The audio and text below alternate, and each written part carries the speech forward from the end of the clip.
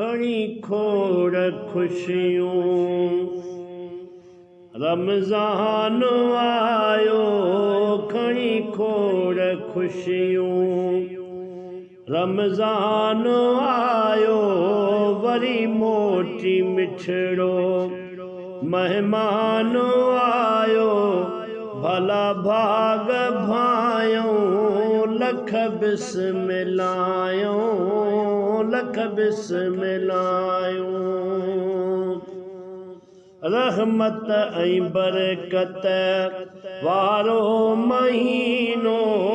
रहमत ऐं बरकत वारो महीनो मिलियो आहे मिठड़ा भलारो महीनो भागवारा आहियूं लख बिस्मिल्लाहूं लख बिस्मिल्लाहूं खणी खोड़ खुशियूं रमज़ान आयो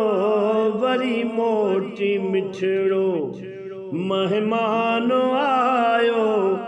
लख बिस्मिल्लाहूं लख बिस्मिल्लाहूं लख बिस्मिल्लाहूं मोमिन अव्हां खे आहे मुबारक मोमिन अव्हां खे आहे मुबारक ॾिनो माह मिठड़ो अल्लाह तबारक रब जूं भलायूं लख बिस्मिल्लाहूं लख बिस्मिल्लाहूं खणी खोड़ खुशियूं रमज़ान आयो वरी मोटी मिठड़ो मेहमान आयो भला भाग भायूं लख बिस्मिल्लाहूं लख बिस्मिल्लाहूं रोज़े रखण जी कयो तुरत त्यारी रोज़े रखण जी कयो तुरत त्यारी घड़ी आहे आई मिठा भाग वारी पंहिंजो सिर झुकायूं लख बिस्मिल्लाहूं लख बिस्मिल्लाहूं खणी खोड़ खुशियूं रमज़ान आयो वरी मोटी मिठड़ो मेहमान आयो भला भाग भायूं लख बिस्मिल्लाहूं लख बिस्मिल्लाहूं रमज़ान सदके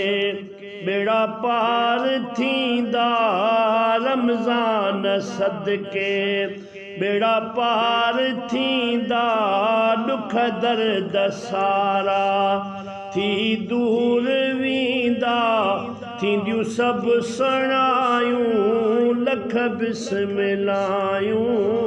लख बिस्मिल्लाहूं खणी खोड़ खुशियूं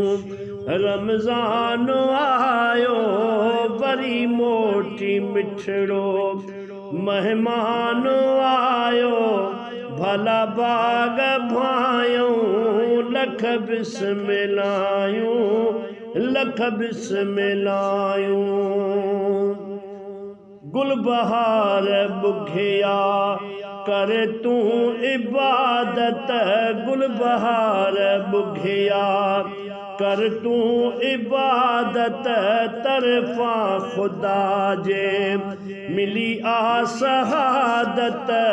रोई रब रिझायूं लख बिस्मिल्लाहूं रोई रब रिझायूं लख बिस्मिल्लाहूं लख बिस्मिल्लाहूं खणी खोड़ खुशियूं रमज़ान आयो वरी मोटी मिठड़ो मेहमान आयो भला भाग भायूं लख बिस्मिल्लाहूं लख बिस्मिल्लाहूं लख बिस्मिल्लाह।